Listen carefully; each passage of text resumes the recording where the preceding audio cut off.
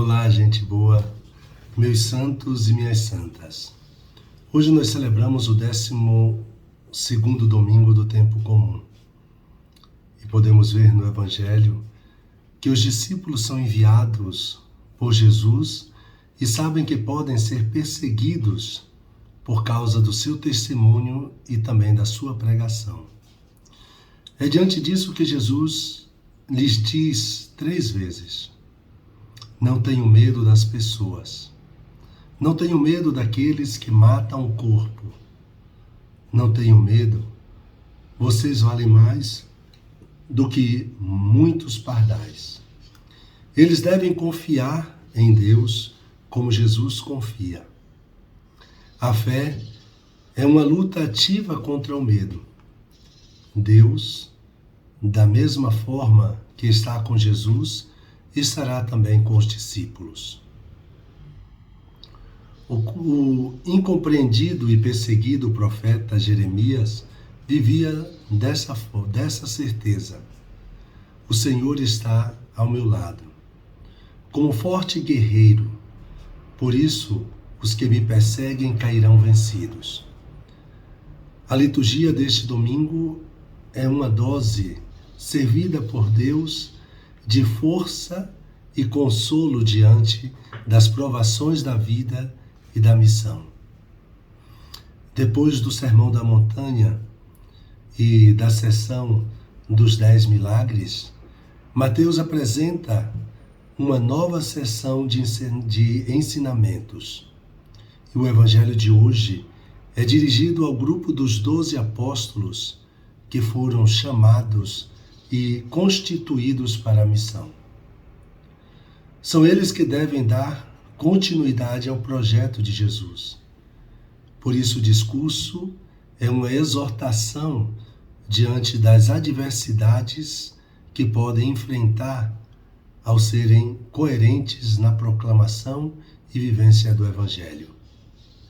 Ser uma pessoa de Deus é vantajoso ou prejudicial aos olhos humanos? Procurar viver segundo a vontade de Deus nos traz críticas ou elogios. Quando tomamos a decisão de seguir Jesus e de viver segundo o seu Evangelho, as portas se abrem ou se fecham para nós.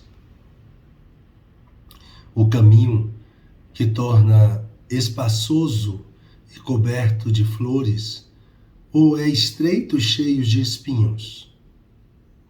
A resposta está no comentário que nós encontramos no missal dominical, que eu achei bastante interessante e partilho com vocês. Nos diz assim: comprometer-se a viver no caminho de Deus significa encontrar no próprio caminho dificuldades sempre novas e cada vez maiores. No mundo dominado pelo egoísmo e pela busca do próprio interesse, quem prega o amor, a pobreza e o perdão será inevitavelmente perseguido. Então, na sua travessia pelo mundo, todo ser humano sofre algum tipo de dor. Ninguém atravessa a vida sem lidar com algum sofrimento. O problema é que para o cristão, para quem escolhe caminhar com Deus, as dores e os sofrimentos serão maiores. Mas por qual motivo? Por causa da inversão de valores do nosso mundo, o qual considera bom e vantajoso aquilo que é mal aos olhos de Deus, ao mesmo tempo em que despreza e rejeita aquilo que é bom aos olhos de Deus. Consideremos o desabafo do salmista: por vossa causa é que sofri tantos insultos, como está no Salmo 69, o versículo 8. A mesma experiência fez o profeta Jeremias, sofrer fortes ataques por falar o que Deus lhe mandou falar. Quando o sofrimento é consequência de algo errado que fizemos, o mesmo deveria ser aceito com naturalidade e realismo. O problema é quando sofremos exatamente porque queremos viver segundo a verdade e a justiça. E no mesmo missal dominical nos diz que a perseguição atinge os justos precisamente porque são justos. Em outras palavras, se você quiser viver segundo a vontade de Deus, prepare-se para sofrer críticas, rejeição, ataques até mesmo violentos, por parte de pessoas que se sentirão incomodadas com o seu comportamento. Toda pessoa que sofre por querer ser de Deus corre o risco de abandonar o seu caminho de fé. Para evitar esse abandono, duas palavras vêm nos convidar à perseverança. O Senhor está ao meu lado, como forte guerreiro, por isso os que me perseguem cairão vencidos, que nós já ouvimos do profeta Jeremias. Nosso Deus atende à prece dos seus pobres e não despreza o clamor de seus cativos. É o Salmo 69 também, mas agora o versículo 34. Deus não nos joga numa arena em meio aos leões e fica assistindo à nossa tentativa sofrida de sobrevivência. Ele se coloca junto a nós, fortalecendo-nos por meio do Espírito Santo, para que possamos resistir aos ataques que sofremos e prosseguir fiéis em nossa missão.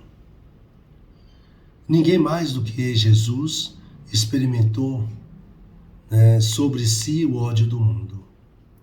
Ele mesmo nos deixou conscientes disso, quando disse: se o mundo odeia vocês, saibam que primeiro odiou a mim. Se eles me perseguiram, também perseguirão a vocês, como está em João 16. Quando Jesus fala do mundo, não se refere aqui à humanidade, mas às pessoas que se recusam a crer no Evangelho. O mesmo sistema político e religioso que se opôs a Jesus se oporá a todo cristão que, em nome do Evangelho, questionar as injustiças que causam sofrimento a uma grande parcela da humanidade. Exemplo concreto. As críticas que o Papa Francisco recebe de setores conservadores da Igreja e da grande mídia, ao se colocar na defesa dos pobres e do meio ambiente, e ao propor uma economia mais humana, justa e solidária ao mundo. Jesus nos propõe 3 atitudes no confronto com aqueles e aquelas que poderão vir a nos agredir e nos causar sofrimento por causa do Evangelho. Primeiro é a certeza de que a verdade prevalecerá sobre a mentira.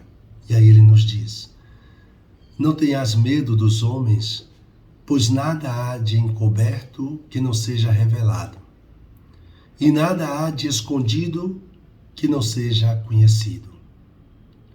A segunda é a consciência de que é melhor sofrer fazendo o bem do que fazendo o mal.